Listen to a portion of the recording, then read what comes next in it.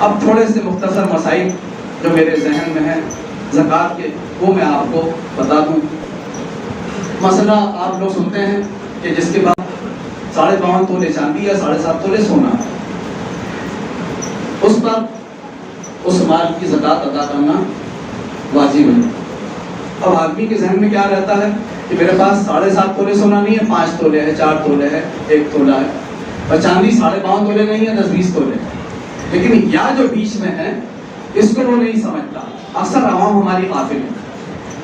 فقہا فرماتے ہیں کہ 52.5 تولے چاندی یا 7.5 تولے سونا، یا دونوں کو ملانے سے اگر کوئی ایک کا نصاب بن جاتا ہے، تھوڑی چاندی ہے 1 تولہ، ادھر تھوڑا سونا ہے، کچھ نقد رقم بھی ہے اس کے پاس میں کیش، ان کو ملا لے۔ اب آج کی جو 52.5 تولے چاندی کی 612 گرام 360 ملی گرام چاندی کا نصاب، اس کا آج کا وزن ہے، اس کی قیمت تقریباً 46,000 روپے۔ آج کی تاریخ میں جس عورت کے پاس، جس مرد کے پاس میں 46,000 روپے کا داگینہ سونا چاندی کی شکل میں ہے یا کیش رقم سال بھر سے اس کے پاس میں ہے، اس پر اس کی زکوٰۃ ادا کرنا واجب ہے۔ اب بتائیے مجھے آپ، اس زمانے میں مڈل کلاس کے لوگ، بلکہ لوور کیٹیگری کے لوگوں میں بھی جو ماں باپ سونا چاندی دیتے ہیں اپنی بچیوں کو، تو تھوڑا سا سونا، تھوڑی سی چاندی، تھوڑی سی کیش رقم ملا لیں گے تو کیا 46,000 روپے کی مالیت نہیں بنے گی؟ جبرانی بن جائے گی۔ اب ان کے ذہن میں کہ ہم تو مطلب روز کھاتے پیتے ہیں، مزدوری کرتے ہیں، ہمارے پاس زیادہ مال تو ہے نہیں، ہمارے پاس زکوٰۃ نہیں ہے۔ مدرسہ نوریہ سے آج سے تقریباً 20 سال پہلے اس وقت 52.5 تولے چاندی کی قیمت 20,000 روپے بن رہی تھی۔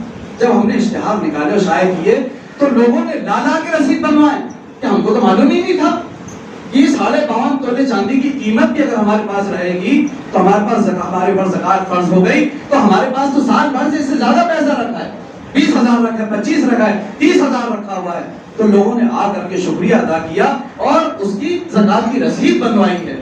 تو یہ جو میں بتا رہا ہوں اس مسئلے کو آپ لوگ سمجھ کر کے دوسروں کو سمجھائیے کہ یہ آج کے زمانے میں اتنا پیسہ اور تھوڑا سا سونا، تھوڑا چاندی، تھوڑا کیش اگر ملا لیں گے تو اکثر لوگوں پر زکوٰۃ بن جائے گی اگر وہ خلوص دل کے ساتھ میں اللہ کی رضا کے لیے زکوٰۃ ادا کر دیں گے تو اللہ تعالیٰ سارا سال ان کی صحت و سلامتی برقرار رہے گی، ان کا مال محفوظ رہے گا۔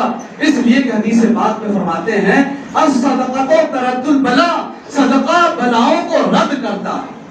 اب جب نفل صدقہ بلاؤں کو رد کر دے تو جو مطلب صدقہ واجبہ ہے، جو زکوٰۃ ادا کرنے کی مد میں اس نے راہ خدا میں مال خرچ کیا، اس سے ان بلاؤں سے محفوظ نہیں ہونے کا، وہ اس سے اس کی سیفٹی نہیں ہونے کی، یقیناً سیفٹی ہوگی۔ دوسری حدیث پاک میں فرماتے ہیں کہ بلا میں طاقت نہیں ہے کہ صدقے کو پھیلا نہیں جائے، بلا میں طاقت نہیں ہے۔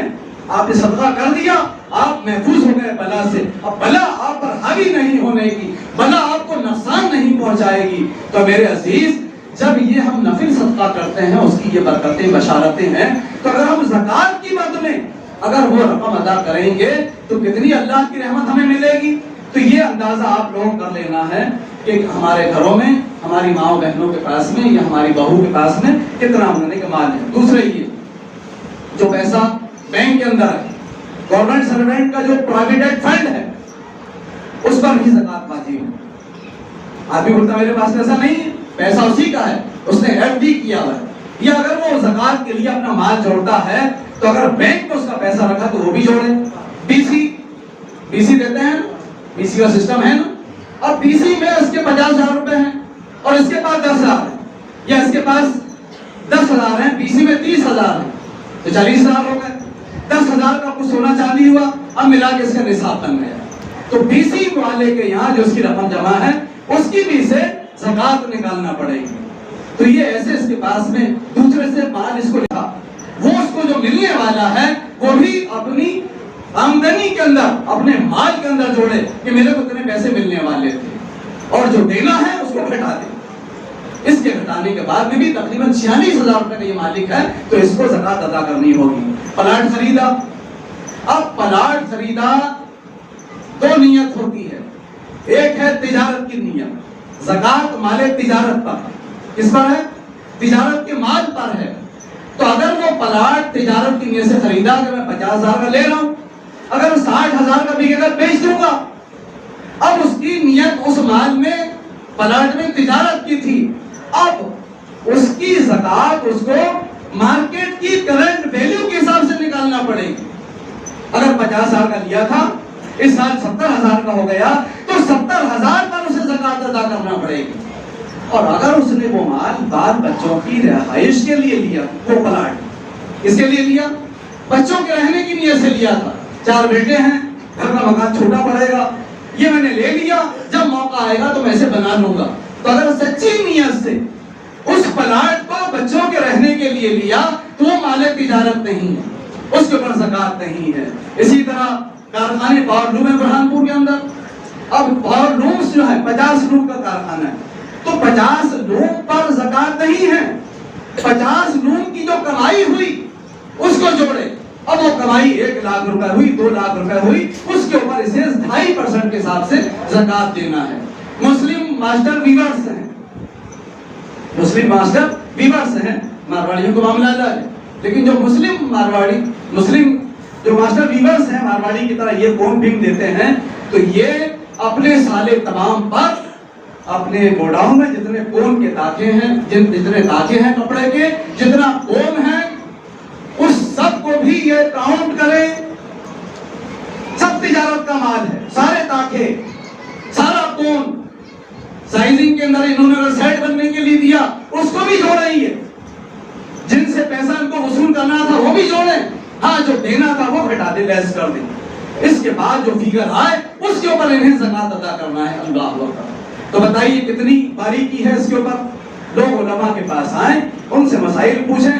میں نے تو یہ آپ کو مختصر بتایا, اس میں اور مزید تفصیلات بیان کی جا سکتی ہیں, اور آپ کے ذہن میں مزید سوالات ہوں گے. ہمارے ناصر میاں ہیں, ان سے آپ پوچھ لیجئے, وہ بتا دیں گے, یا پھر وہ آگے جا کر کے پوچھ کر کے بتائیں گے کہ بھئی ہمارے مولانا سان علی نوری سے پوچھیں گے کہ بھئی یہ مسئلہ پوچھا گیا, اس میں ہمارے لیے کیا حکم ہے, ہم کس طرح اس کی زکات ادا کریں. مولا تبارک و تعالی ہم کو, آپ کو, سب کو خلوص اور الہیت کے ساتھ زکات ادا کرنے کی توفیق عطا فرمائے. اللہ کریم اپنی رحمت سے ہماری زکات, ہمارے عطیات, ہمارے صدقات کو قبول فرمائے. قیامت کے دن اس کا بہتر سے بہتر اجر ہمیں عطا فرمائے, اور اس کی برکت نسلاً بعد نسل اللہ کریم ہماری آنے والی قیامت تک کی نسلوں کو بھی عطا فرمائے. زکات دینے میں اگر کسی سے چوک ہوئی ہے, اللہ تعالیٰ اس کو اپنا خوف عطا فرمائے, اور اس گزشتہ زکات کو خلوص دل کے ساتھ ادا کرنے کی توفیق عطا فرمائے. پڑھ لیجیے استغفر اللہ ربی من کل ذنب واتوب الیہ, لا الہ الا اللہ محمد رسول اللہ صلی اللہ تعالی علیہ وسلم.